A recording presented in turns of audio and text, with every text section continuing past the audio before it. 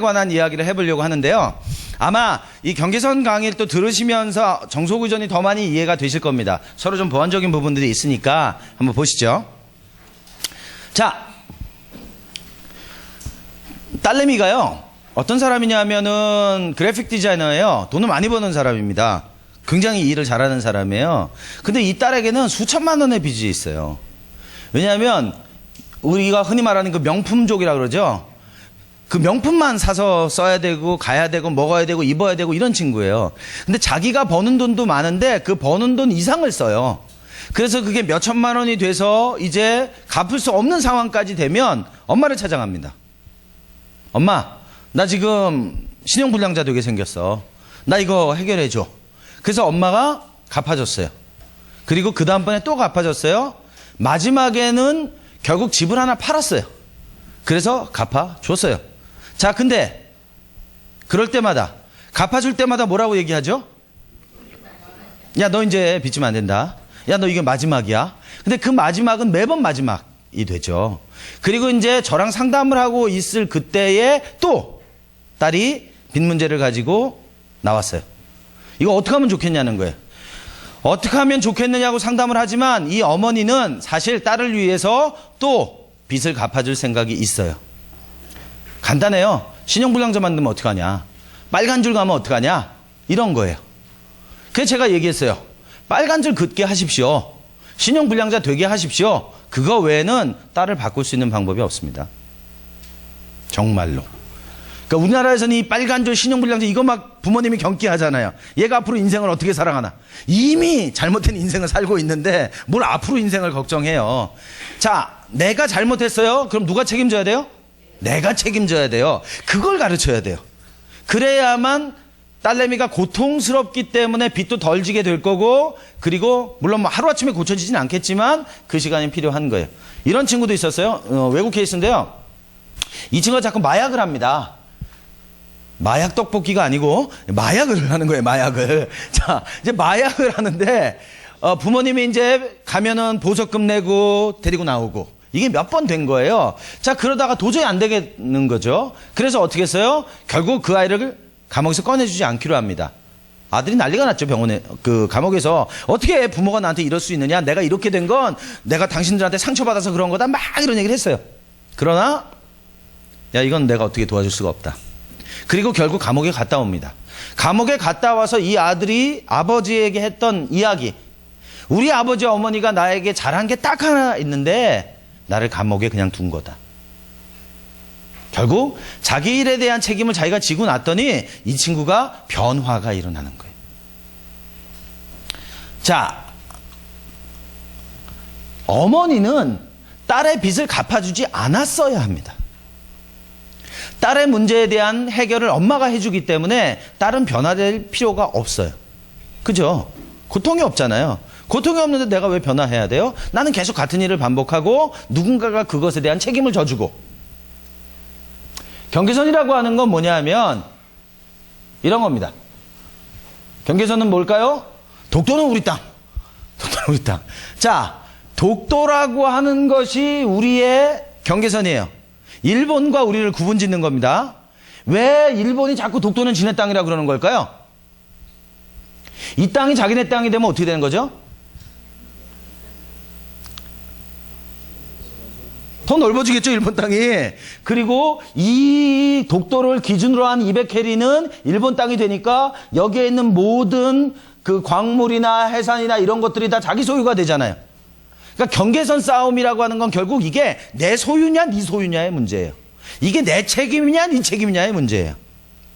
그래서 이 경계선을 우리는 우리 인간관계와 개인의 삶에 적용하고 살지 않았어요. 대부분의 경우는 소유물이나, 그렇죠? 땅이나 집이나 이런 거는 당연히 경계선이 있는 거라고 믿고 그렇게 살아왔었으나 인간관계에 있어서도 이러한 경계선이 설정되어지고 건강한 관계를 맺어야 한다라고 하는 이해는 갖지 않고 살아왔었단 말이죠. 그래서 종속의존을 가진 사람들의 가장 큰 문제는 뭐냐요? 경계선이 없다는 거예요.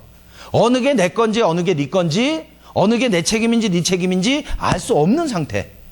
일종의 샴 쌍둥이 같은, 머리가 두 개 붙어갖고 태어난 거죠. 머리가 두 개 붙어갖고 태어난 건 정상적인 거예요? 정상적이지 않습니다. 분리되어져야 하는 거예요. 그래서 경계선이라는 건 뭐냐면 사전적인 의미로 지역들 사이의 구분이나 한 지역의 가장 외곽의 범위 또는 한도를 표시하는 선이다. 그게 경계선이다. 그랬어요. 또 심리적으로는 한 사람이 다른 사람들과의 관계 속에서 자신을 보는 방식을 의미한다. 다른 사람과 분리되어 있는 우리 자신의 인간적인 모습을 인식하는 것이다. 이런 분리의 의식이 개인적인 정체성의 기초를 형성한다. 자, 즉 이겁니다. 경계선이라고 하는 건 나의 공간과 너의 공간의 한계가 경계선이에요. 자, 경계선이 없는 사람은 어떤 상태가 되겠어요? 나의 공간과 너의 공간에 벽이 없는 거죠. 그럼 내가 누군지 네가 누군지 알 수 없는 상태가 되는 겁니다. 그래서 어떤 관계에서든지 경계선이라고 하는 건 중요합니다. 하나님과 나의 경계선, 나와 배우자의 경계선, 자녀의 경계선. 즉 경계선이라고 하는 건 우리에게 어떤 대답을 주는 거냐면 너와의 관계에 있어서 나는 누구냐? 라고 하는 대답을 줄 수 있는 게 경계선입니다. 또 내가 책임져야 될 책임이 뭐냐? 여러분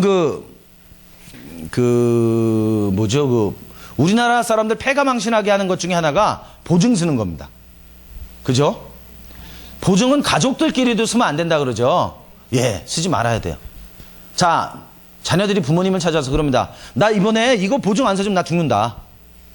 그런 얘기 많이 하죠. 그래서 부모님이 할 수 없이 무한 책임 보증을, 연대 보증을 서요.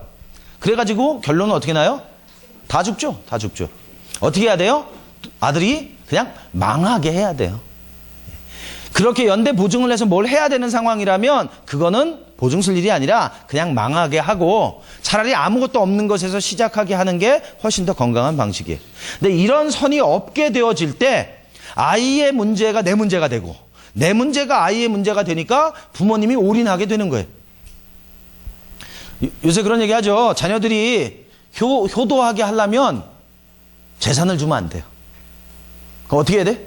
9988234 아흔아까지 팔팔하게 살다가 이틀 앓고 사흘째 돌아가시면 돼요. 그죠? 그럼 그 재산은 어떻게 하냐? 돌아가시기 전에 교회 헌물하고 가시면 돼요. 그죠? 그렇지 않으면 이게 좀 슬픈 얘기지만 자녀들이 부모에게 뭐라 그러죠? 효도하지 않는다는 거예요. 결국 자녀들이 부모님에게 효도하는 이유는 돈 때문이라는 얘기가 되는 거죠. 안타깝게도. 그러나 부모님의 입장에서는 여러분 재산이 있으시다면 자녀들의 효도를 받으시는 방법은 간단합니다. 쥐고 계시는 거예요. 끝까지. 주님 나라 갈 때까지. 그죠? 그게 자녀들을 건강하게 만들어줄 수 있는 방법입니다. 그래서 자녀들이 여러 가지 할 수 있죠. 사업도 하고 뭐도 할 수 있는데 부모님이 할 수 있는 선이 있어요. 그죠? 내가 가진 돈 300이 있다. 오케이. 넌 내 아들이니까 내가 너 사랑하니까 이건 내가 너 줬어. 네가 그거 하게 할 수 있어. 근데 아들은 3천짜리 뭘 하고 싶어 해요. 그럼 뭐라고 얘기해야 돼요? No. 미안한데 난 3천이 없다. 집 팔으면 집 담보하면 No. 이 집은 내가 사는 거다. 네가 사는 게 아니고. 그래서 나는 이 집을 담보할 수 없다. 그럼 내가 어렵게 살아야 되는데. 그럼 어렵게 살아야지. 내가 널 지금까지 어떻게 키웠는데. 제 아들에게 하고 싶은 말입니다.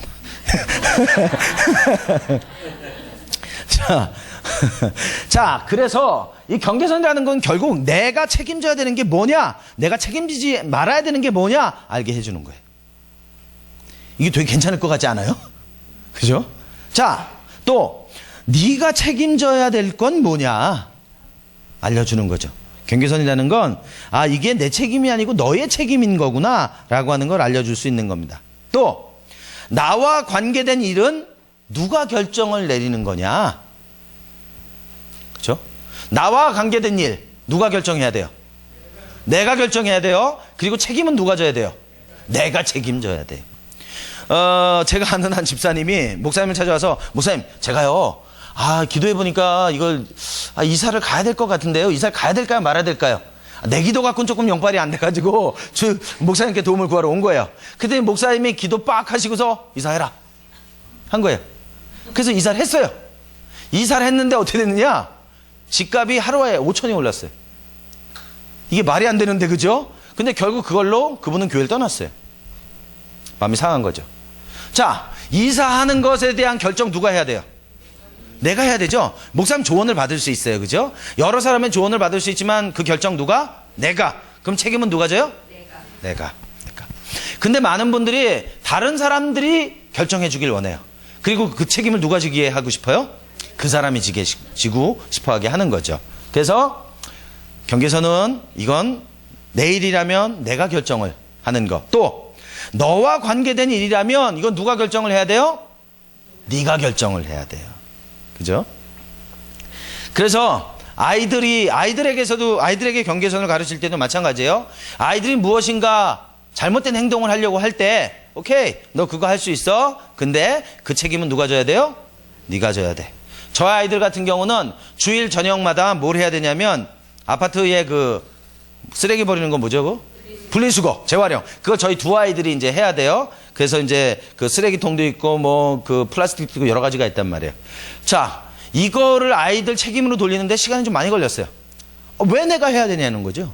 이게 왜 내 일이냐는 거죠. 그럼 엄마 아빠 일이냐? 그렇지, 엄마 아빠 일이라는 거죠. 그럼 엄마 아빠는 벌러서 먹이고 입히고 밥 해주고 다 하는데 우리는 자식들이니까 어쩜 이렇게 뻔뻔해요? 그죠? 자, 그러나 오케이, 좋다. 그건 다 좋아. 그렇게 할 수 있어. 용돈도 줄 수 있어. 근데 너희들도 자라가면서 너희들이 책임져야 될 게 있다. 이건 너희들이 하면 좋겠다.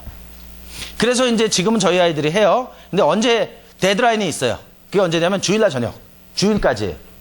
이제 보통 월요일, 화요일까지 분리수거를 하거든요. 아파트들은. 근데 아니야. 주일날까지 해야 돼. 왜? 월요일은 너희 학교 가고 다 바쁘니까 주일날까지 해야 돼. 근데 이 둘은 버텨요. 버티고 9시, 10시. 근데 이제 전에는 시키면 바로바로 하더니 요새는 자기 할 거라는 거예요. 오늘 할 거라는 거예요. 그래서 너 그거 안 하면 어떻게 되는지 아니? 이번 주 용돈 못 받는 거야. 그런 게 어딨어. 자, 근데 그런 게 어디 있는지를 어떻게 알게 돼요? 안 버려보면 알게 돼요. 자, 안 버려보면 안 주는 거예요. 그러면 어떻게 할까요? 버리게 돼요. 예. 그래서 기준을 설정해주고 그 기준을 어겼을 때는 그 어긴 것에 대한 책임을 지게 해줘야 돼요. 그래야만 바뀌어요. 저희 아이들 잘 버립니다. 지금은. 그죠? 그리고 때로는 이제 실수할 수 있어요. 그죠? 실수했을 땐 잘 됐어. 이번 주 용돈 없어. 그렇게 하지 않습니다. 왜? 그럴 수 있으니까. 그때는 괜찮아. 뭐 지금까지 잘해왔는데 잊어버릴 수 있으니까 그래, 내일 하면 되지 뭐 하는 거죠. 그래서 경계선을 설정한다는 것은 담을 세운다는 게 아니에요. 벽을 세운다는 게 아니에요. 굉장히 유기적인 겁니다. 그럼에도 불구하고 이것에 대해서 네 것이라면 그것은 네가 책임의 한계를 가져야 된다. 그래서 경계선은 심플해요. 두 가지예요. 소유권이 누구냐, 그리고 책임의 한계가 뭐냐. 이게 경계선에 관한 겁니다. 자, 그러면 이 경계선의 성경적인 근거는 뭐냐? 경계선의 개념은 바로 하나님의 성품에서 비롯되었다. 경계선이라는 건 사람이 만든 게 아니고 하나님께서 만드신 거라는 거죠. 제 아내가 어제 그러더라고요. 자, 오늘 자기가 와가지고 오전에 이제 일이 있으니까 하고 오후에 제가 이제 강의할 때 강의를 자기도 들어보고 싶다. 그래서 강의를 듣겠다 그러더라고요. 그럼 뭐해? 자리에 없는 걸. 도대체 뭘 들으러 왔다는 건지 모르겠는데, 예. 일단은 제 아내가 저에게 했던 말은 거짓말이었던 걸로, 판명이 나고, 자, 경계선의 개념은 사람이 만든 개념이 아니라 하나님께서 하나님의 성품으로부터 나오게 된 겁니다. 어떻게 알아요? 하나님께서는 성부, 성자, 성령 하나님이세요. 그죠? 우리가 삼위일체라고 얘기하죠. 이게 사실 굉장히 어려운 개념인데, 세 분인데 한 명이에요. 한 분인데 세 명이에요. 사실 이거는 이성적으로는 설명이 안 됩니다. 과학적으로 설명이 안 돼요. 왜? 세 분인데 한 명은 불가능하니까. 어떤 분은 태양을 빛과 열과 뭐 이런 식으로 설명하는데 그거는 태양이라는 한 가지가 세 가지 기능을 하는 거죠. 근데 아니거든요. 하나님은. 분명히 세 분으로 구분을 하세요. 그죠? 근데 분리는 안 돼. 이것이 하나님이 하나님 자신에 대한 경계선의 모델이에요. 성자 하나님, 성부 하나님, 성령 하나님. 또 하나님께서 하나님 자신을 명확하게 구별된 존재로 경계를 지으시고 하나님이 자신에 대해서 책임을 지신다. 자, 하나님은 창조자이세요. 그죠? 그분의 경계는 창조예요. 창조자예요. 우린 누구예요? 피조물이에요. 그래서 하나님께서 사람과의 경계를 어떻게 지으셨냐면 하나님이 사람을 만드셨어요. 흙으로 사람을 만드시고 그 코에 생기를 불어넣으셔서 사람이 생명이 되게 하셨어요. 그래서 하나님이 첫 번째 경계선을 설정하신 건 창조자와 피조물이에요. 빛이 있고 바다가 있고 땅이 있고 사람이 있고 다 구분이 있어요. 그죠? 그래서 하나님이 세상을 창조하신 것이 그분의 경계선이고, 두 번째는 사람을 만드셨는데 경계선이 어떤 거예요? 남자와 여자로 만드셨다. 그래서 남자인지 여자인지 구분이 되는 거예요. 왜 동성애가 문제가 되고 트랜스젠더가 문제가 되는 거냐면 하나님이 창조하셨던 기준이 아니기 때문에 그래요. 하나님의 경계선을 무너뜨리고 넘어섰기 때문에 그래요. 남자인데 여자로 만든다든지 여자로 남자로 만든 거예요. 경계선을 흐트러 버리는 거예요. 하나님이 말씀하셨던 가정은 남자와 여자가 부모를 떠나서 한 몸을 이루는 게 가정인데, 근데 지금 세상이 말하는 가정은 그런 가정이 아니에요. 남자든 여자든 관계없어 같이 모여 사는 거, 그게 가정이야. 경계선이 없어졌잖아요. 그죠? 모호해졌어요. 자, 이게 또 뭐의 문제냐면, 이 경계선에 관한 문제 중에 제일 큰 문제는 바로 포스트 모더니즘이에요. 후기 모던주의. 지금 우리가 살아가고 있는 이 시대의 모던, 이 후기 모던주의의 특징은 뭐냐면요, 절대적인 건 없다는 거예요. 즉 경계선이라는 건 없다는 거예요. 경계선 자체가 모호해지고 흐릿해지고, 경계선 자체가 어디가 한계인지 어디가 소유인지 알 수 없게 되어져 버린 거죠. 이게 이제 인도 철학이 이렇거든요. 인도의 힌두라고 하는 것이 바로 이런 개념이에요. 그래서 힌두 안에서는 이 경계선이 모호하고 애매하기 때문에 사람들이 어떻게 생각하냐면 굉장히 깊은 것이라고 여긴단 말이죠. 그렇지 않습니다. 그래서 남자와 여자라고 하는 그런 경계선을 하나님은 주시죠. 자, 이 경계선의 기능이라고 하는 건 누가 나고 누가 남인가라고 하는 걸 우리에게 알려주는 겁니다. 자, 어떠세요? 나와 남을 구분하는 게 뭐예요? 여러분 옆에 있는 분하고 여러분은 구분할 수 있는 게 뭐예요? 생김새? 좋습니다. 또요? 예? 성별? 예, 성별도. 또요? 내가 아니면 남. 그것도 맞는 말이죠. 예. 그러니까, 뭐요? 성질. 성격 말씀하시는 거죠? 예. 성격? 예. 우리 TJT에 해봤지만 그것도 나와 남을 구분할 수 있는 방식이 돼요. 그렇죠? 또, 머리 스타일, 피부, 거리, 정서적인 거리, 나이, 시간 거리 다 나와 나를 구분하는 그것이 경계선의 기능 중에 하나인 겁니다. 그죠? 자, 이 경계선의 기능 중에 하나가 또 뭐가 있냐면 좋은 것은 안쪽에 나쁜 것은 바깥으로 내보내는 기능이 있어요. 이 경계선은 벽이 아닙니다. 벽은 문이 없어요. 근데 경계선이라고 하는 건 좋은 건 받아들여요. 근데 나쁜 거는 내보내는 거예요. 그래서 여러분의 피부가 하는 역할도 그런 역할을 하거든요. 나쁜 것들은 피부 바깥으로 내보내고 좋은 것들은 받아들이는 거예요. 또 우리가 산소를 받아들이고 이산화탄소를 내놓죠. 그래서 이것이 인간의 삶에도 마찬가지고 관계적인 부분에 있어도 마찬가지입니다. 하나님이 우리에게 주시는 것은 받아들이고 죄는 내 바깥으로 내보내는 거, 이게 경계선이 하는 역할들이에요.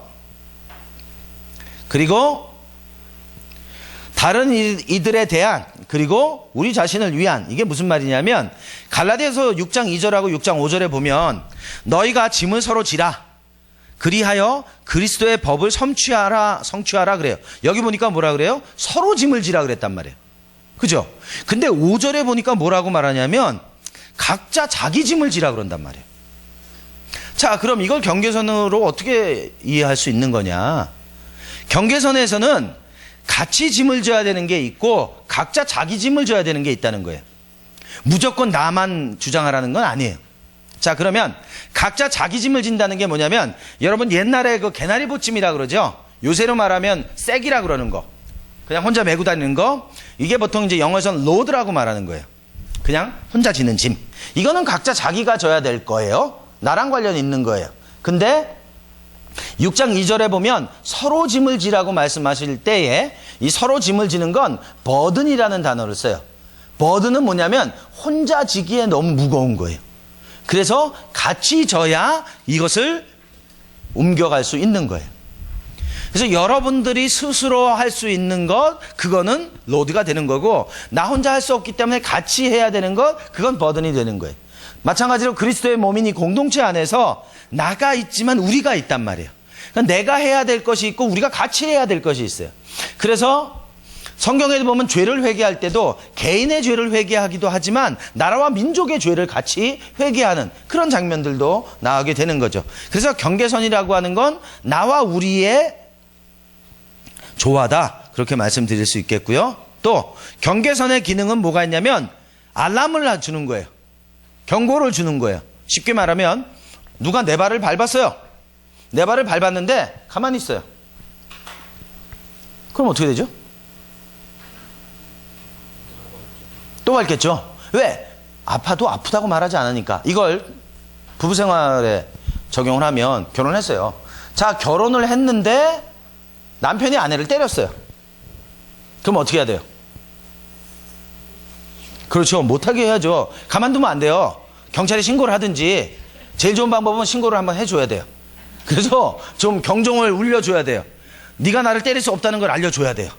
그렇죠. 근데 맞았어요. 근데 가만히 있어요. 얘 때려도 가만히 있는 거네? 그럼 그 다음번에 또 때리겠죠.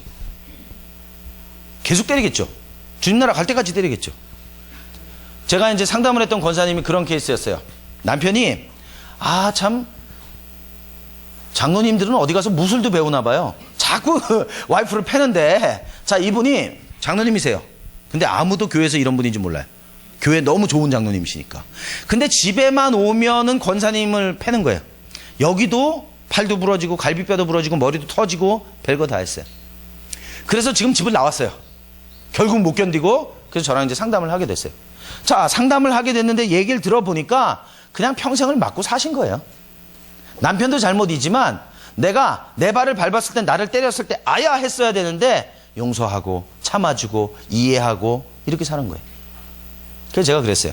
권사님, 이렇게 하시면 안 돼요. 당장 가셔서 일단은 진단서 끊으세요. 진단서 끊으시고 자식들에게 다 알리세요. 그리고 교회 목사님한테도 알리세요. 왜? 그러고 나서 시간이 지나면 남편이 용서를 구하거든요. 그리고 선물을 사오거든요. 미안하다. 이게 순환이에요. 때려놓고 그 다음에 선물 사주고 맛있는 거 사주고 나중에 또 때리고 또 선물 사주고, 이걸 평생 하는 거니까. 자, 근데 이번에는 좀 제가 그런 얘기 한 거죠. 그래서 이분이 진단서도 띄웠고요. 가족들이 다 몰랐어요. 가족들에게 다 알렸어요. 교회 목사님 알렸어요. 교회 목사님 넘어가고. 그래서 결국은 다 모였어요. 한 집에. 다 모이고, 이제 장로님 너무 창피했겠죠. 수치스러웠겠죠. 나 그러면 이제 교회에서 장로직을 내려놓겠다. 오케이. 예, 그렇게 하십시오. 그리고 각서를 쓰고, 그렇게 하지 않기로. 근데 어떻게 되느냐? 이제는 더 이상 그렇게 하지 않으세요. 그렇다고 해서 마음에 이 분노나 이런 게 사라진 건 아니에요. 근데 그런 과정들을 통해서는 이 장로님만의 고통이 왔단 말이에요. 그리고 변화할 수 있는 기회가 생겼어요. 이제는 다 알아버렸기 때문에. 그리고 아내가 이제 맡고 있지 않아요. 하려고 하면 그래 해봐, 나 지금 경찰에 신고해, 이렇게 나오니까 아예 한단 말이에요. 경고를 준단 말이에요. 이게 내 발을 밟았고 나를 때린다라고 하는 건 넌 잘못한 거야 라는 걸 알려주는 거예요. 이거 되게 중요해요. 그래서 맞고 사는 남편들, 맞고 사는 아내들 항상 경찰을 가까이 하세요. 정말로. 이 얘기하니까 생각났네요. 제가 전에 있던 교회에서 저녁에 상담이 끝났는데 10시 반이에요. 그래서 제가 이제 그 주차장에 나와서 차를 타고 집에 가려고 하는 상황이죠. 그랬는데 이 주차장은 뭐하고 연결되어 있냐면 상가의 1층에 있는 그 치킨집하고 연결되어 있어요. 근데 이제 여름인데 이 치킨집 사장님은 여름이 되면 그 뒤에 주차장에다가 이 파라솔을 몇 개를 펴놓고 장사하시는 거예요. 그 치맥을 파는 거죠. 치맥 좋아하시나요? 네, 저도 치맥 좋아하죠. 예. 치킨과 맥도날드 아주 좋아하죠, 저도. 예. 자, 그래서 이제 그거를 이제 막 펼쳐놨는데 이제 제가 상담 마치고 차를 빼서 가려고 하는데 저한테 막 뭐라고 하는 거예요. 막 소리를 지르고 난리가 났어요. 저는 왜 그러지 이분이? 근데 알고 보니까 자기 이제 파라솔 하나 더 쳐야 되는 그 자리에 제 차가 있는 거예요. 그러니까 자기는 열이 받는 거죠. 장사를 못하게 되니까. 그래서 말이야 밤늦게 차를 댔느니만 그런 소리 하는 거예요. 아니 교회 주차장에 내가 차를 댔는데 왜 내가 이것 때문에 혼나야 되는지 이분이 막무가 낸 거예요. 아 그러세요? 잠깐 기다리세요. 바로 전화했어요. 어디에? 경찰에.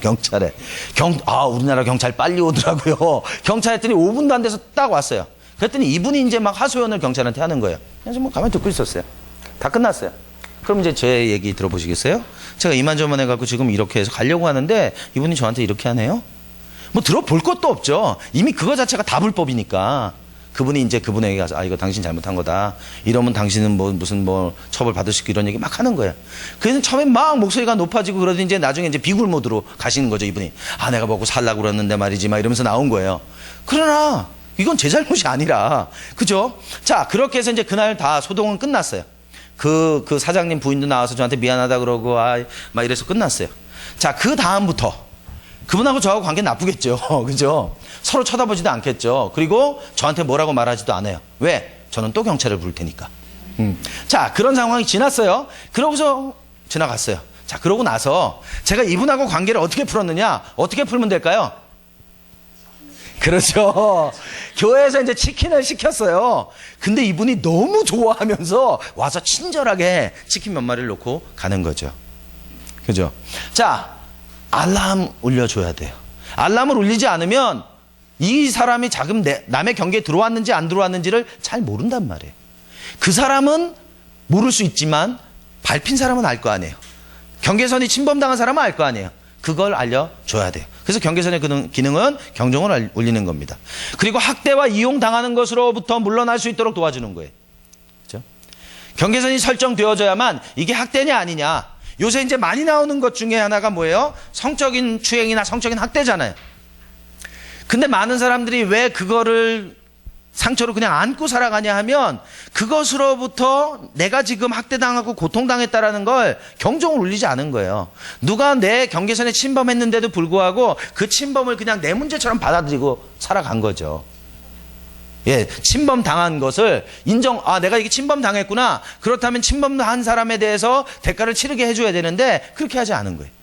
그리고 그것이 때로는 가족일 때 혼란스러운 거죠. 왜? 침범하는 게 당연한 것으로 또는 침범이라고 여기지 않고 뭐로 여기는 거예요? 사랑이라고 속이거든요. 네, 그런 부분들이 문제가 될 수 있기 때문에 경계선은 이 학대나 이용당하는 것으로부터 물러날 때 도와주는 겁니다. 그래서 유치원에서 뭘 가르쳐요? 아이들에게 싫어요 라고 하는 거 가르치잖아요 요새. 그죠? 그렇게 만지지 마세요 라고 하는 거 가르치는 이유가 그런 겁니다.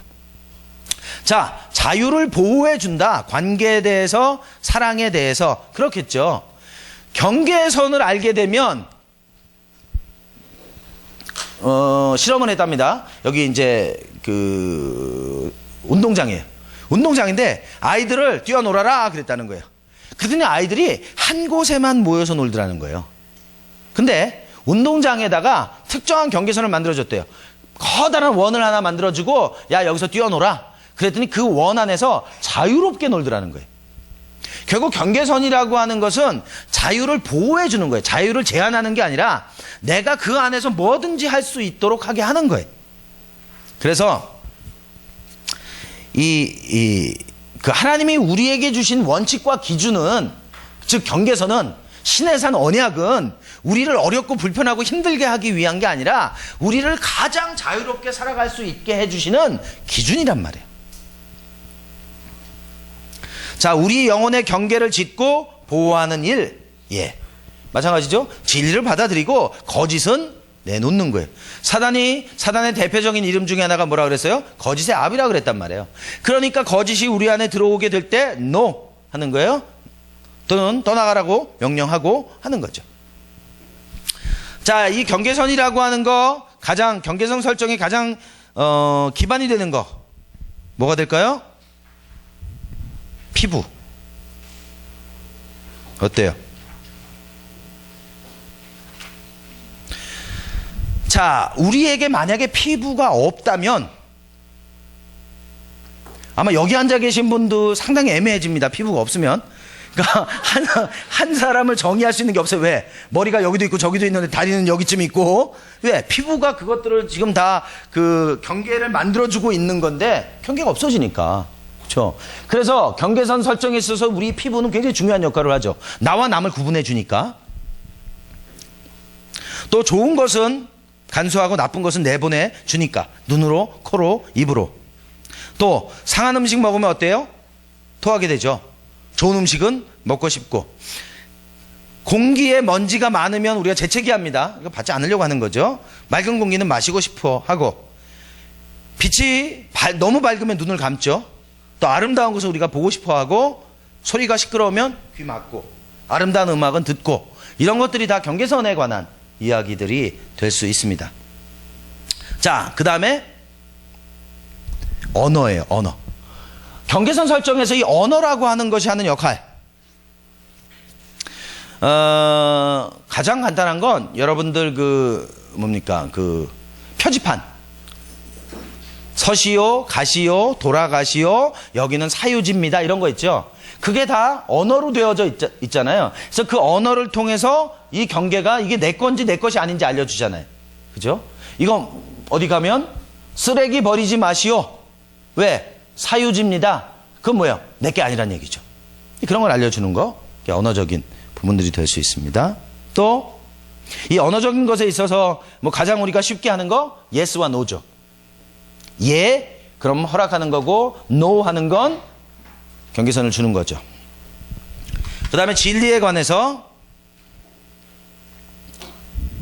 하나님과 그분의 소유에 대한 진리를 알고 있으면 우리에게 허용된 제한 범위와 그분의 경계선을 깨닫게 됩니다. 하나님이 우리에게 주시는 진리와 말씀은 우리가 뭘 할 수 있고 뭘 할 수 없는지 알려주시는 거죠.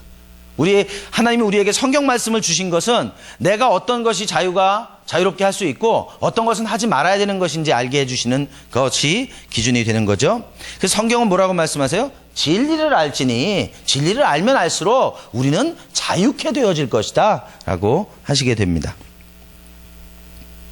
그래서 진리를 알면 알수록 내 안에 있는 왜곡되어졌던 그리고 몰랐던 그런 침해되어졌던 경계선들은 자꾸 확장되어지고 하나님이 의도하셨던 대로 회복되어지게 되겠죠. 자, 그 다음에 경계선 설정, 신체적인 거리.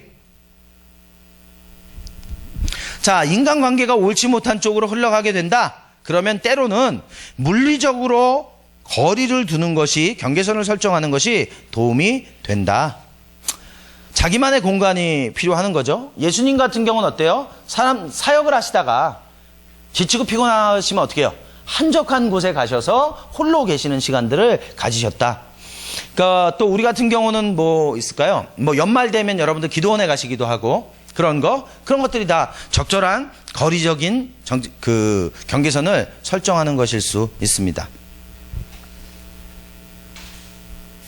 또 신체적인 거리의 경계선 중에서는 우리가 가지 말아야 될 곳을 가지 않는 거, 그런 것도 가능할 수 있겠네요. 그 다음에 시간의 경계선.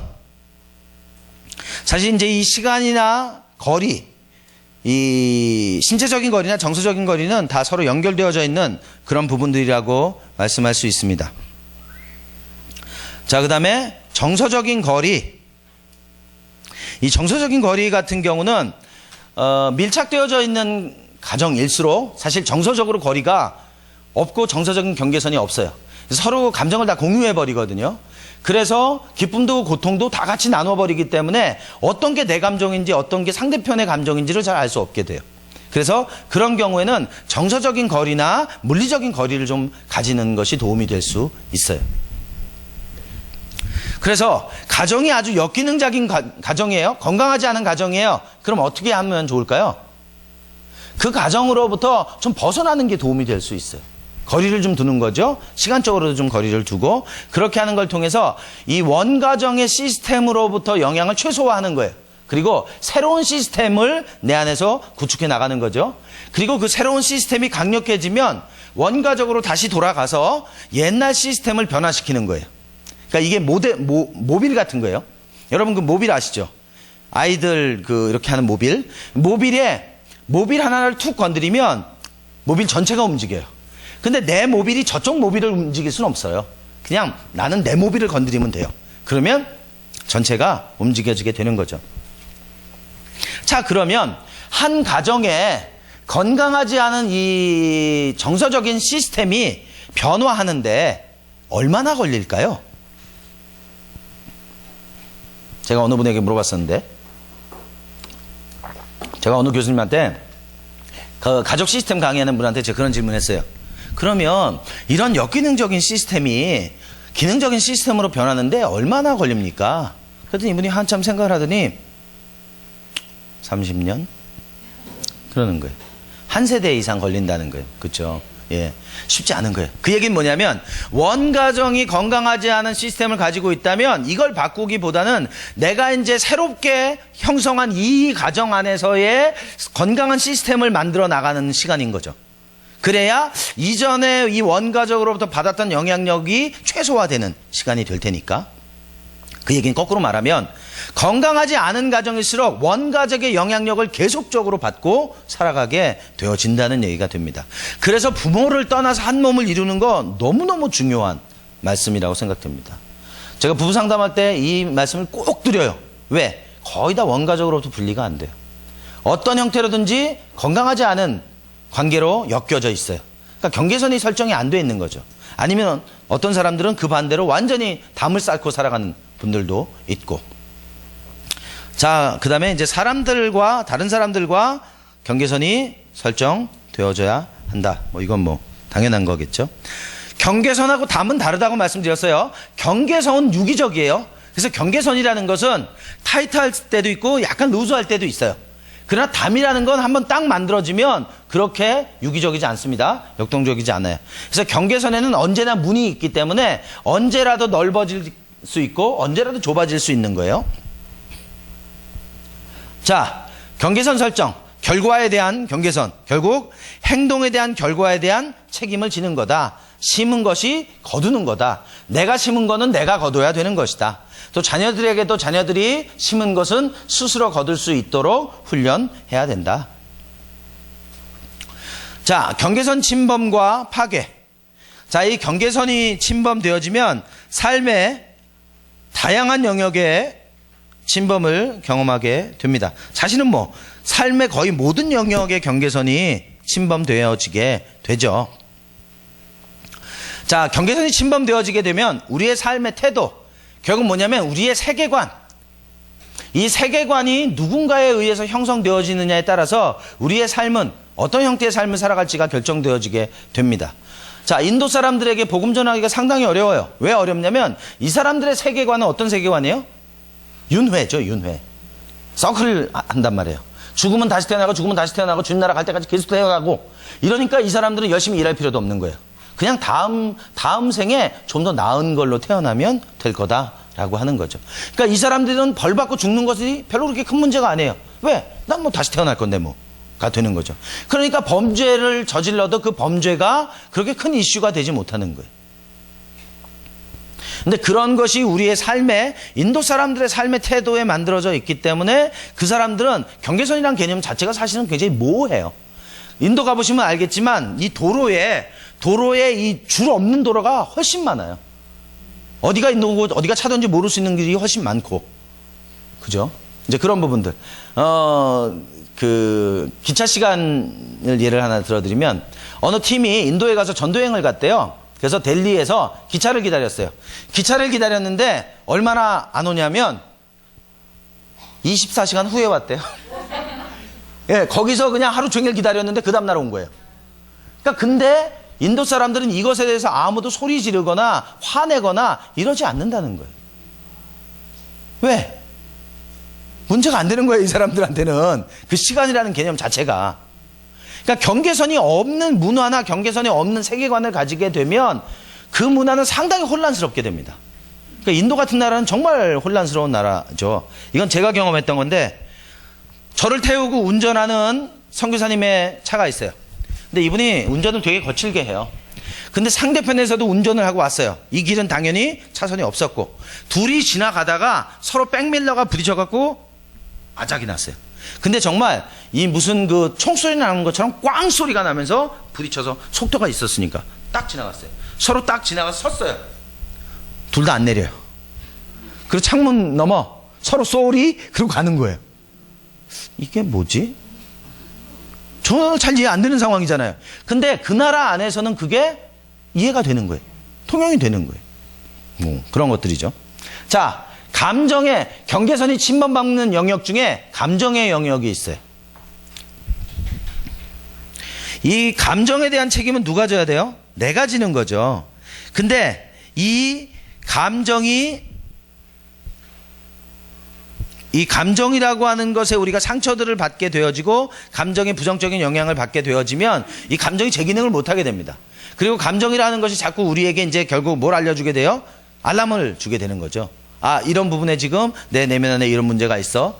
근데 이 감정이 보통 우리가 죽어버리면 한국 사람들에게 제일 많은 부분이 뭐냐면 감정을 죽이는 거예요. 왜냐하면 우리는 그걸 뭐라 그러죠? resentment. 우리 마음 안에 계속 감정을 집어넣는 거예요.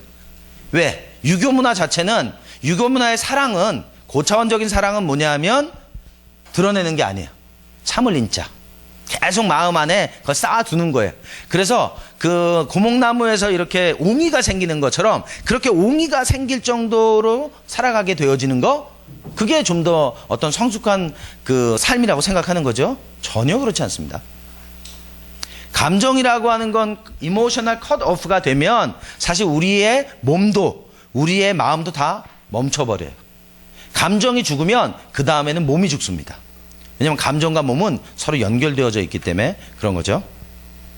생각의 영역, 행동의 영역, 뭐 능력, 욕구, 선택, 한계, 뭐 이런 부분들이 모두 다 경계선이 침범되어질 수 있는, 우리의 내면 세계에 경계선이 침범되어질 수 있는 영역들입니다. 예, 제가 좀 빨리빨리 지나갈게요. 자, 경계선을 가진 분들의 주요 문제가 뭐냐면 나쁜 일에 예라고 말하는 거예요. 자, 그럼 우리 아까 종속의존 얘기했잖아요. 종속의존을 가지고 있는 사람들은 나쁜 일에 대해서 예라고 말하는 사람들이에요.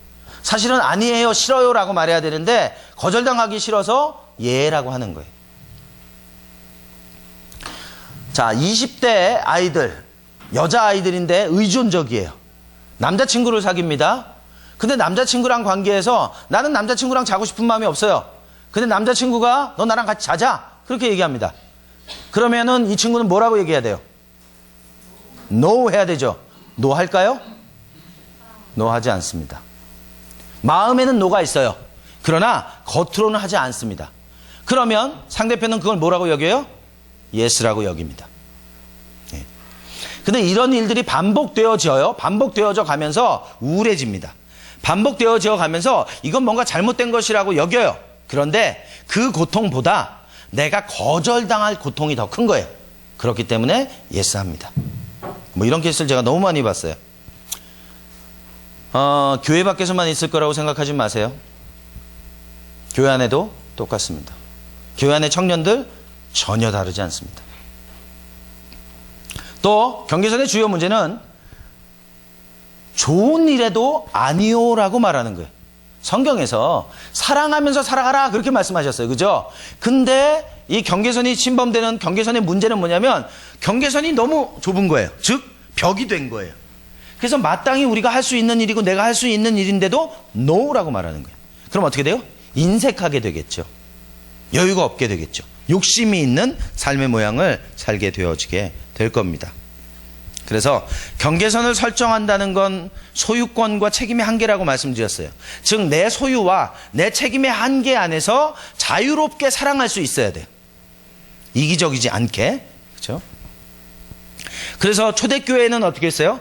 초대교회는 경계선이 없었던 게 아니라 경계선이 굉장히 느슨했어요. 왜 느슨했냐면 하나님이 주셨던 그 사랑으로 내 것을 내 것이라고 여기지 않는 삶을 살 수 있었어요. 내 것을 내 것이라고 여기지 않아도 전혀 삶에 문제가 되지 않았다는 거예요. 그것이 그분들의 경계선이었기 때문에 좋은 일에 예스라고 말할 수 있는 거죠. 자, 경계선의 문제는 다른 사람의 울타리를 존중하지 않는 겁니다. 여러분 한번 생각해 보세요. 여러분들은 다른 사람들의 울타리를 존중합니까? 아까는 우리가 의존에 관한 얘기했지만 이건 조종과 통제에 관한 얘기예요. 내가 다른 사람의 울타리를 존중하지 않고 경계선을 존중하지 않는 거예요. 내 배우자의 경계선을 존중하지 않는 거예요. 내 배우자의 시간, 내 배우자의 감정, 내 배우자의 어떻습니까?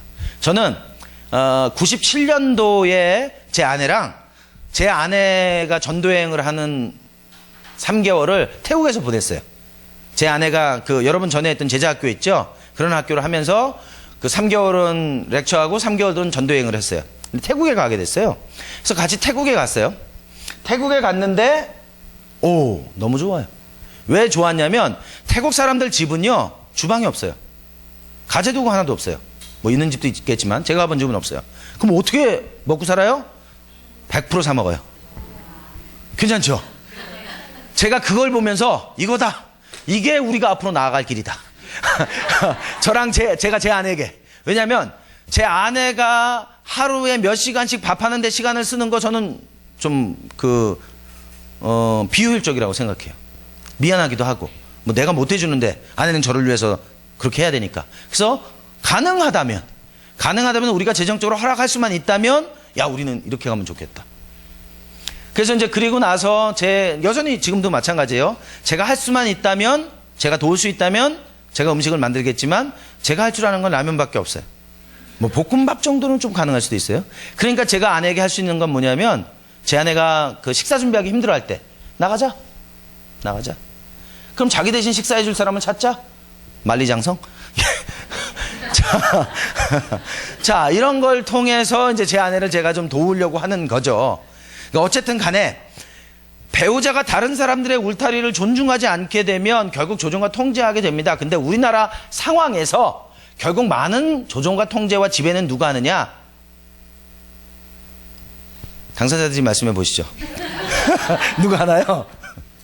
남편들이거든요. 남편들이에요. 이게 유교 문화의 영향입니다. 그죠?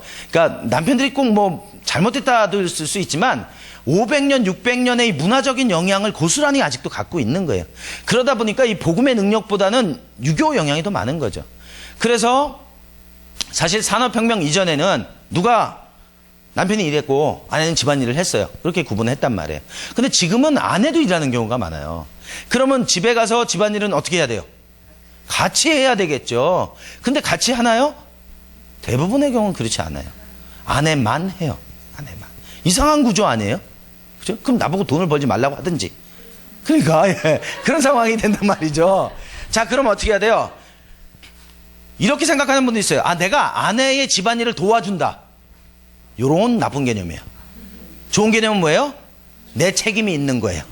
만약에 청소, 설거지 이거는 아내를 내가 도와주는 게 아니라 이건 내 일인 거예요.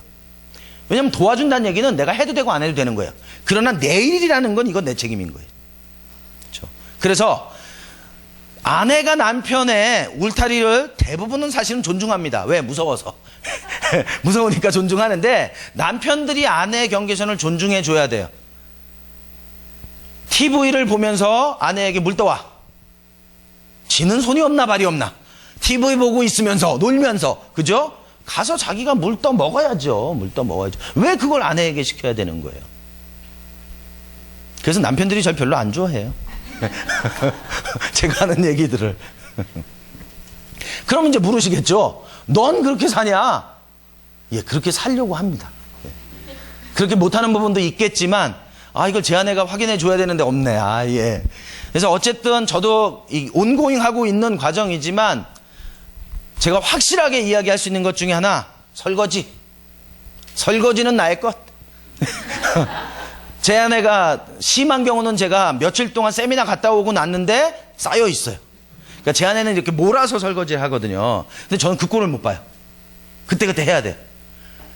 근데 이제 그거를 못 보니까 저는 아내한테 자꾸 뭐라고 하는 거죠. 그 설거지 좀 하면 좋겠다. 난 저거 너무 지저분하다. 몰아서 한다는 거예요. 그러지 말고 그냥 해라. 그럼 네가 하든지. 이렇게 되는 거죠. 어느 날 제가 이제 신혼 때인데 어느 날 이거 가지고 이제 계속 갈등이 있었어요. 근데 하나님이 제 안에 그러시는 거예요. 야, 너 불편하냐 그거? 예, 불편합니다. 그래? 그럼 네가 하면 되겠다. 근데 그게 저는 계시였어요. 맞네. 내가 하면 되는 거네. 그리고 그때부터 설거지는 제 몫이었어요. 그리고 또 좋아해요, 제가. 이게 좀 깨끗해지잖아요. 그런 거. 그래서 그런 것들은 뭐 제가 확실하게 이건 내 거다라고 제가 얘기할 수 있어요. 제가 피곤해도 설거지 하라고 그러면 제가 군말 않고 설거지 합니다. 어젯밤에 제 아내가 저보고 이제 당연히 제가 설거지 한 줄을 안 거예요. 근데 제가 설거지 안 했어요. 저도 좀 피곤했거든요. 그랬더니 제 아내가 저보고 얘기하는 거죠. 여보, 가서 설거지를 좀 할 수 있겠느냐. 그러니까 저한테 부탁한 거예요. 해라가 아니라. 그래서 제가 오케이 가서 설거지 했어요. 근데 이제 설거지를 했지만 제 아내가 설거지 한 줄은 몰라요. 왜냐면 제가 대답을 이렇게 흔쾌하지 않았으니까. 근데 11시 반이 됐어요. 제 아내가 저한테 물었어요. 여보, 설거지 했어? 아니? 아니, 설거지 한다고 그랬잖아, 아까. 아, 내 맘이지. 하고 싶지 않을 때도 있는 거 아니겠어? 그리고 이제 버텼어요. 그래? 그러더니 제 아내가 이제 설거지 하러 갔어요. 다 해놨지. 다 해놨어요. 그랬더니 돌아와서 제 아내가 저에게 하트를 쏘는 그 표정. 제가 좋아서가 아니라 설거지를 해서 그런 거죠. 이제 그런 게 이제 큰 무리가 없이 진행이 됩니다. 자, 어쨌든 얘기를 하다 보니까 갔는데요. 내 울타리가 존중받기 원하는 것처럼 내가 내 배우자의 울타리를 존중해 줘야 돼요. 감정을 존중해 줘야 되고, 때론 재정을 존중해 줘야 되고, 시간을 존중하고 생각을 존중해야 된단 말이에요. 왜 나는 옳은데 배우자는 틀릴 거라고 생각해요? 여러분의 성숙도, 이런 얘기 합니다. 결혼하고 하신 분들이 난 쟤랑 수준 떨어져서 못 살겠다. 여러분, 결혼은 어떻게 하는 거냐면요, 비슷한 수준 사람이 만나는 거예요. 이 수준이 많이 떨어지는 사람들은요 결코 결혼할 수가 없어요. 그렇지 않겠어요?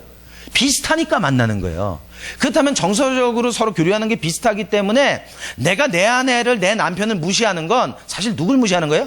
자기를 무시하는 거예요. 자기 자신을. 이게 어리석은 거예요, 사실. 자, 경계선의 주요 문제, 다른 사람의 필요에 귀를 기울이지 않는다. 그저 반응을 하지 않는 거예요. 무감각한 거죠. 이것도 건강한 경계선을 갖고 있는 사람들이 아닌 거예요. 담을 쌓아놓고 살아가는 사람들의 모습인 거죠. 자, 그래서 경계선 확립의 문제는 두 가지입니다. 책임지지 않거나 과도하게 책임지거나. 그래서 책임지지 않는 사람들, 이 책임이 부재한, 무책임하고 상당히 독립적인 삶을 살아가는, 나만 홀로 독야청청하는. 그러나 과잉 책임을 지는 사람은 책임의 한계를 모르는. 그래서 이런 사람들은 결국 나중에 어떻게 돼요? 퍼져버린단 말이에요. 침체되어지고 우울해지게 되어지는 겁니다. 자, 이 경계선에 대한 편견 중에 하나가 뭐냐면 이기적인 사람이라는 얘기를 들을까 봐 걱정하세요. 그죠? 쉬는 시간에 제가 질문 하나를 받았었는데, 이 경계선이나 종속의존 그러면 상당히 웨스턴적인 느낌. 그죠? 동양 문화하고는 잘 맞지 않아요. 왜요? 동양 문화는 명확한 경계선을 설정하는 건 이기적인 거라고 말하니까. 근데 이기적인 것과 개인적인 게 달라요. 이기적인 거는 셀피시한 거예요. 그죠? 그래서 성경도 사실은 그래요. 성경은 어느 분이죠? 누가 썼던 책 중에 자아의 파쇄와 영의 해방, 뭐 이런 얘기가 있어요. 자아가 죽는 거. 자아가 죽는 게 뭐예요? 자, 자아가 죽는다는 건요, 내 감정이나 의지나 생각이 다 없어. 자아는 셀프예요, 셀프. 그게 자아예요. 우리 식당 가면 맨날 셀프 하잖아요. 그게 자아예요. 근데 자아가 죽는다는 건 뭐냐면요, 셀피시가 죽는 거예요. 이기적인 거, 자기중심적인 거, 자기 중앙적인 게 죽는 게 자아가 죽는 거예요. 생각이나 의지와 감정이 없어지는 게 아니란 말이에요. 그래서 경계선을 설정한다는 건 이기적인 게 아니에요. 셀피시하게 되는 게 아니에요. 도리어 셀프를 명확하게 알게 되기 때문에 내가 뭘 할 수 있는지 뭘 할 수 없는지를 아는 거, 그게 경계선인 거죠. 담이 아니고.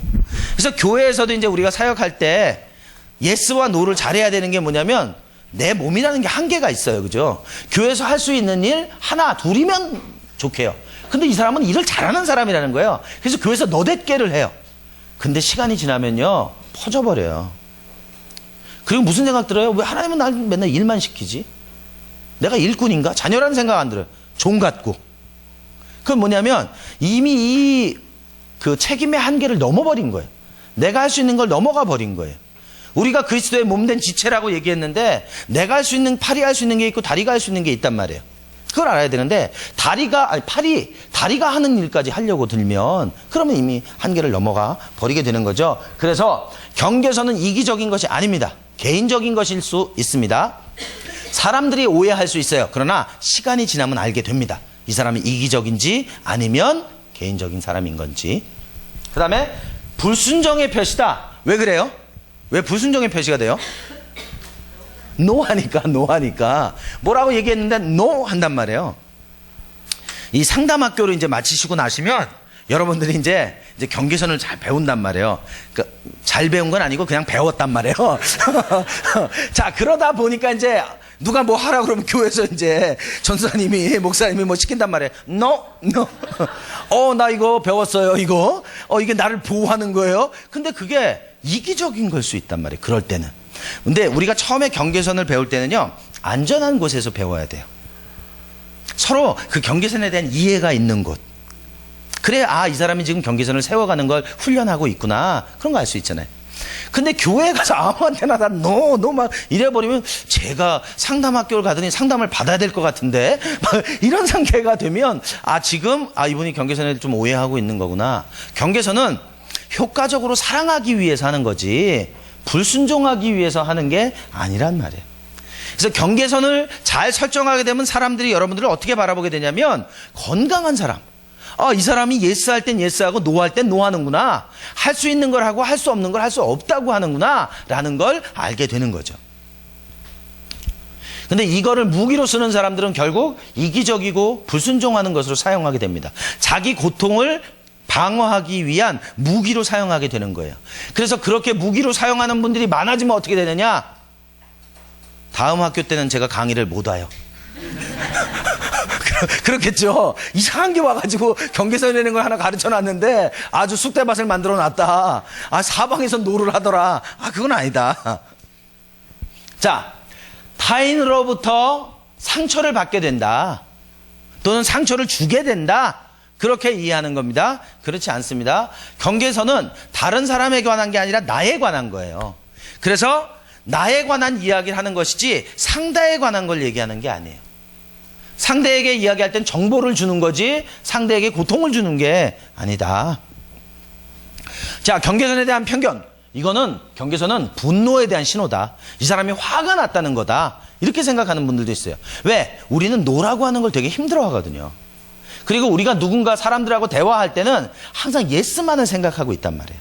그러니까 누군가 노라고 말한다면 이 사람 화가 난 거구나. 이런 식으로 인식하는 경우가 많아요. 그렇지 않습니다. 성경은 사랑 안에서 진리를 말해라. 사랑 안에서 진리를 행하라. 또 경계선을 여러분이 처음에 설정하게 되면 나타나는 현상은 뭐냐면요. 죄책감입니다.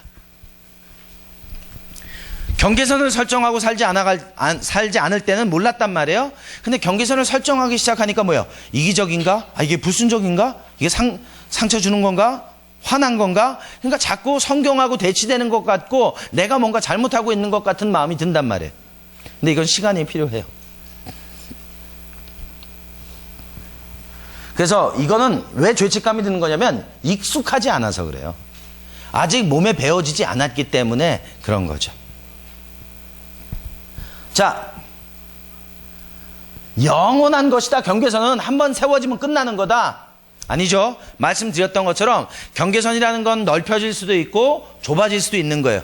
아직은 내 신앙의 성숙도가 크지 않아요. 그래서 적절한 작은 경계선을 설정했어요. 근데 내가 계속 성숙해가고 더 하나님으로부터 은혜를 받고 나니까 점점 경계선이 넓어져서 더 많은 것들을 소화할 수 있고 더 많은 사람들을 섬길 수 있게 됐어요. 오케이. 그럼 되는 거예요. 그래서 이거는 우리의 분화 정도, 우리의 성숙의 정도에 따라서 달라지게 되는 것이지 한번 설정하고 끝나는 것은 아니다라고 말씀드릴 수 있겠습니다. 자, 정서적인 증상들, 경계선에 문제가 있을 때 피해의식을 갖습니다. 피해의식을 갖는다는 건 뭐냐면 경계선이 없으니까 나 맨날 상처받아. 제가 그 말씀 드렸었나 모르겠는데요. 부부 검사들을 하다 보면 이 부부 관계의 역동을 볼 수 있어요. 부부 관계의 역동을 보면 보통 4가지를 보는데 자존감이 높은가? 자기 주장을 잘하는가? 문제를 회피하는가? 직면하는가? 그리고 또 한 가지는 배우자가 나를 얼마나 지배하고 통제한다고 생각하는가. 이 네 가지를 볼 때 이 관계의 역동을 보거든요. 자, 옛날에는 이 검사를 할 때 어떤 식으로 검사했냐면 당신은 당신의 배우자를 얼마나 통제하십니까? 그렇게 질문했어요. 그랬더니 뭐라고 대답했을까요? 아니요. 내가 얼마나 내 배우자를 자유롭게 두는데 그렇게 대답을 한 거예요. 그랬더니 변별력이 없어요. 질문을 바꿨어요. 어떻게 바꿔요? 당신의 배우자는 당신을 얼마나 조종하고 통제하십니까? 그렇게 질문했어요. 어떻게 됐을까요? 예, 많은 분들이 예 했단 말이에요. 그런 것처럼 자, 이게 참 이 얘기하려는 게 아니라 건강한 부부 관계 안에서는요, 자존감이 높아요. 그리고 자기 주장도 잘해요. 반면에 문제를 회피하지 않아요. 그렇겠죠? 왜냐하면 직면하니까 자기 주장하고 자존감도 높으니까. 그리고 파트너가 배우자가 나를 지배하고 통제한다고 생각하지 않아요. 그렇겠죠? 왜냐하면 자기가 자기 할 얘기 다 하고 나 자존감이 높으니까. 그 반대로 피해의식이 많다는 건 뭐냐면 문제를 자꾸 피해요. 문제를 회피하고 그 다음에 내 배우자가 나를 많이 지배하고 통제한다고 생각해요. 이런 사람들일수록 자기 주장을 못해요. 그리고 자존감도 낮아요. 그런 관계를 가지고 있어요. 그래서 여러분이 경계선 설정이 잘 안 돼 있다라고 하는 건 다르게 말하면 나는 지금 자꾸 피해의식이 있어요. 내가 사람들한테 자꾸 상처받는 것 같아요. 그리고 사람들이 날 자꾸 상처 주는 것 같아요. 그것은 사람들만의 문제가 아니라는 거예요. 내 안에 경계선을 잘 설정하지 못하기 때문에 침범당하는데도 그것을 해결하지 못하고 있는 거죠. 자, 과잉 책임이나 죄책감, 그리고 고립되어져 있다고 느끼고 책임감이 낮거나 과잉적이거나 아예 책임감이 없거나 아니면 비난하거나 또 우울증을 겪고 있거나 적개심이나 우울을 겪는 사람들이요, 대부분의 경우는 경계선의 문제를 다 가지고 있습니다. 정서의존, 우울, 또 경계선의 문제, 이게 다 서로 연결되어져 있는 트라이앵글 같은 거예요. 그 다음에 적개심. 왜냐하면 내가 원하는 대로 하지 못하니까 내 안에서는 적개심이 생기겠죠. 분냄, 분노, 충동적이고 강박적인 행동과 사고들, 정체성, 혼란, 이런 증상들이 경계선에 문제가 있을 때 드러나는 증상들입니다. 자, 그 다음에 관계적으로는 자유를 잃어버린다. 자, 자유라는 건 뭐냐면 따로 또 같이 내가 같이 할 수도 있고 따로 할 수도 있어야 돼요. 근데 경계선에 문제가 생기면 수능적이게 됩니다. 그러니까 내가 원하지 않아도 예스라고 하는 거예요. 원해도 하지 못하고 그런 관계가 되겠죠. 또 독재적이고 지배적이게 됩니다. 다른 사람들에 대해서. 아니면 조종과 통제하는 사람이 되고 또 사랑을 얻지 못하는 그런 상태가 되어질 수도 있겠습니다. 자, 그 다음에 기능적인 증상은 일이나 목적을 달성하는 능력이 없다. 왜냐하면 자기 한계를 모르기 때문에 그래요. 자기 한계를 모르니까 벌려놨다가 해결 못하거나 아니면 아예 시작을 못하게 되거나 또 조직적이지 못하다. 정돈돼 있지가 않겠죠. 한계를 모르니까 뭐가 내 건지 뭐가 남의 건지 이게 내 책임인지 남의 책임인지 모르니까 조직적이지 못합니다. 또 에너지 관리를, 내적인 에너지를 관리를 잘 못하게 되니까 침체적이게 되고 산만합니다. 집중하지 못해요. 산만해서 계속해서 다른 것에 더 관심을 많이 갖게 되는 그런 부분들이 되겠습니다. 자, 경계선 문제를 일으키는 생각들. 제가 10분 정도 더 쓸 수 있다고 그러셨죠? 예. 자, 이 경계선의 문제를 가지고 있는 분들 같은 경우는요, 자기 자신에 대해서 실패하면 안 돼. 경계선 세우는 거 이기적이야. 내가 원하는 거 중요하지 않아. 나의 소원만이 중요한 거야. 내가 원하는 모든 것을 가져야 돼. 이런 생각들이 있습니다. 또 다른 사람들에 대해서 내가 책임져야 돼. 저건 내가 해줘야 되는 거야. 내가 인정받기 위해서 다른 사람들이 나에게 원하는 건 뭐든지 해야 돼. 뭐가 잘못되든지 그건 내 잘못이야. 또는 아무것도 내 잘못이 아니야. 내가 경계선을 세우면 사람들이 상처받게 될 거야. 이런 생각들이 있다고 합니다. 나중에 한번 이 자신에 대한 생각들 좀 체크해 보세요. 나에게 해당하는 게 몇 개 정도 있는지. 자, 그 다음에 다른 사람들에 대한 생각. 다른 사람들은 나를 사랑하고 인정해야만 돼. 근데 사람들이 나에 대해서 사랑하고 인정하지 않으면 어떻게 돼요? 고통스럽게 되겠죠. 사람들이 나를 사랑하고 인정해야 되니까 어떻게 해요? 나는 사람들을 조종과 통제하려고 하게 됩니다. 내가 노라고 말하면 사람들이 날 싫어할 거야. 내가 경계선을 가지기 시작하면 사람들이 나를 떠날 거야. 여러분, 단기적으로 떠날 수 있어요. 여러분들이 경계선을 설정하기 시작하잖아요. 그럼 사람들은 여러분들을 이전에 여러분들을 마음대로 조종하고 통제하던 방식대로 여러분들이 움직이지 않게 됩니다. 그러면 상대는 첫 번째 반응, 돌아와. 너 이상해. 야, 너 옛날로 돌아와. 너 변했어. 너 이상해졌어. 라고 말하기 시작해요. 그래도 안 변한다. 그럼 떠납니다. 떠나게 두세요. 그 사람은 원래 건강하지 않았던 사람이에요. 만약에 여러분의 관계에 여러분이 건강하게 경계선을 설정하잖아요. 그러면 상대는 격려하고 잘하고 있다. 건강해져 가는 거구나. 왜? 내가 좀 불편해져 가기는 하지만 그러나 이 사람이 건강해져 가는 것을 축복하고 격려하고 인격 대 인격이 만나게 되는 거니까. 제가 이 경계선과 종속의존을 배우고서 제 아내가 그때 이제 집에 있을 때인데 집에 가서 이걸 나눴죠. 이걸 나누고 아내랑 같이 이런 얘기를 하고 자, 이런 얘기를 했는데 결국 이것에 대한 피해를 제가 보기 시작했어요. 왜? 제 아내가 경계선을 세우기 시작하는 거예요. 이제 제가 이제 샤워하러 들어가면 꼭 옷을 벗어서 그 화장실 앞에다 딱 옷을 쌓아놓고서 들어가 샤워하는 거예요. 안 치워, 그리고. 그러니까 제 아내가 하는 말, 여보, 그거 좀 치워라. 세탁기에 갖다 넣어라. 알았어? 안 넣는 거예요. 계속 반복되는 거예요. 여보, 그거 계속 그렇게 하면 날 빨래 안 해준다. 아니, 그런 게 어딨냐. 그래? 그러면 갖다 넣어. 하는 거예요. 근데 저는 안 갖다 넣는 거죠. 그럼 제 아내는 어떻게 하겠어요? 빨래는 안 하는 거죠. 그러니까 어떻게 해야 돼요? 갖다 놓는 거죠. 갖다 놓는 거예요. 그래서 제가 그렇게 하기 시작했어요. 자, 근데 시간이 지나고 나서 또 습관이 나오는 거예요. 그랬더니 제 아내가 그 다음에 썼던 방법은 뭐냐면 아예 거기에 빨래 바구니 이렇게 그 스프링 같이 된 거 있죠. 그 앞에 그걸 놔두는 거예요. 그래서 거기다 집어넣게 하고 나중에 세탁기에 넣게 하는 그런 방법들을 쓸 수 있는 거죠. 그리고 또 제 아내가 제가 TV 보면서 여보 물 한 잔 갖다 줘. 당신은 손이 없냐 발이 없냐? 당신이 갖다 먹어라. 예. 그리고 와서 제가 갖다 먹는 거죠. 왜? 너무 맞는 말이니까. 그죠? 같이 놀고 있거나 아니면 제 아내는 딴 일 하고 있는데 물 갖다 달라고 하는 건 그건 아주 나쁜 거죠. 그죠? 자, 내 자신이 경계선을 세우면 단기적으로 사람들이 분명히 떠날 수 있지만 그 시간이 지나고 난다면 정말 건강한 사람들과 건강한 교제를 맺을 수 있게 될 겁니다. 자, 그 다음에 사람들은 나를 통제하고 조종하길 원한다. 그렇게 생각할 수도 있고요. 다른 사람들은 나의 주장과 요청에 대해서 나를 원망할 것이다. 내가 그들을 기쁘게 해주지 않으면 그들은 내게서 떠날 것이다. 또 다른 사람들은 나를 책임져야 된다. 내가 원하는 것을 해주지 않는 사람들은 이기적이다. 내게 아니오라고 하는 사람들은 나를 사랑하지 않는 것이다.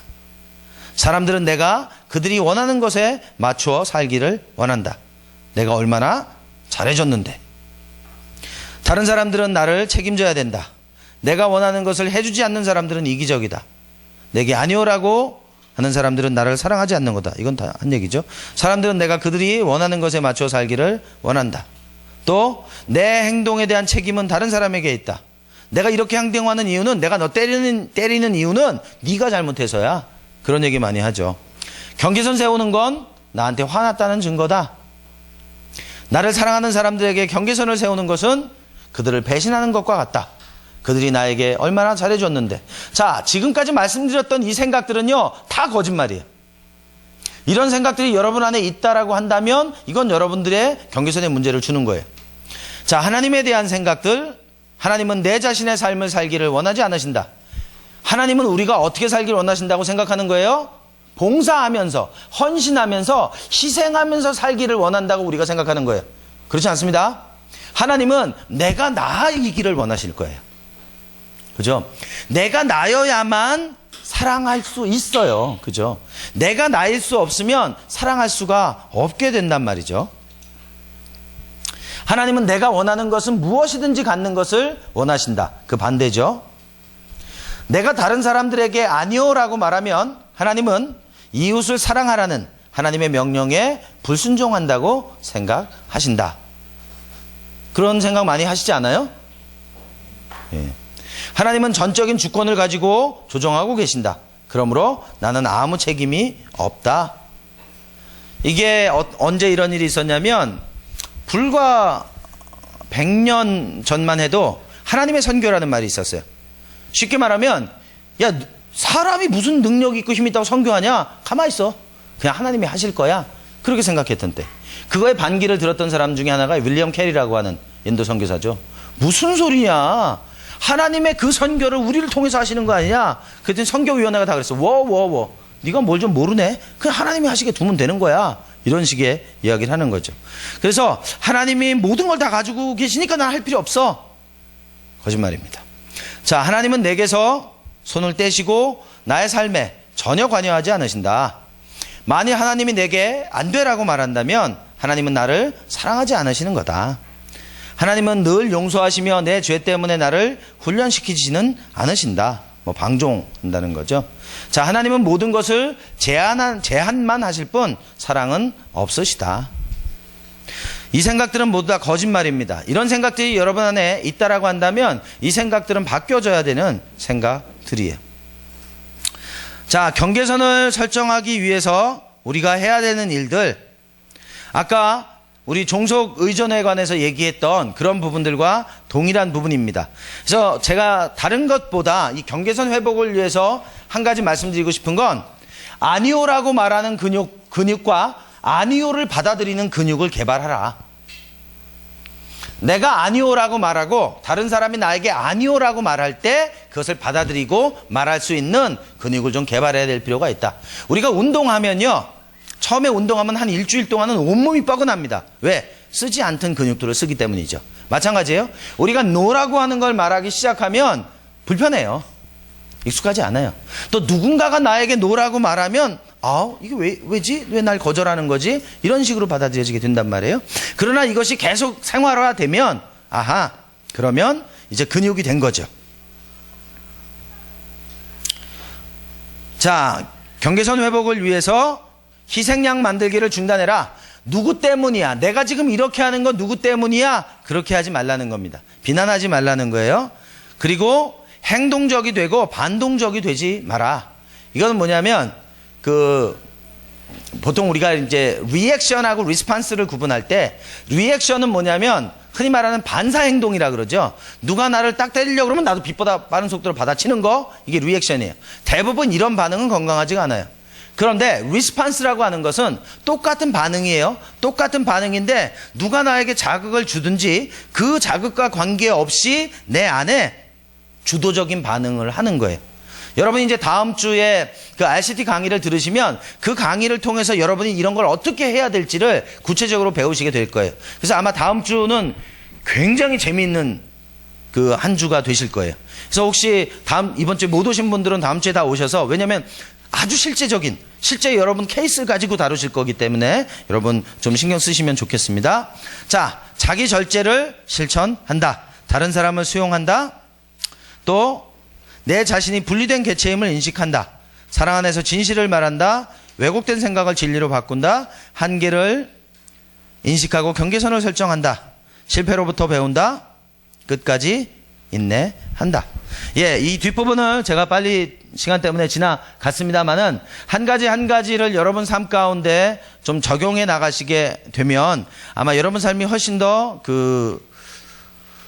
조율되고 그리고 건강하고 그리고 더 효과적으로 관계를 형성하실 수 있게 되지 않으실까 싶습니다. 자, 시간이 좀 지나긴 했는데요. 지금 딱 40분인데 혹시 질문이 있으세요? 경계선과 종속의존과 관련돼서?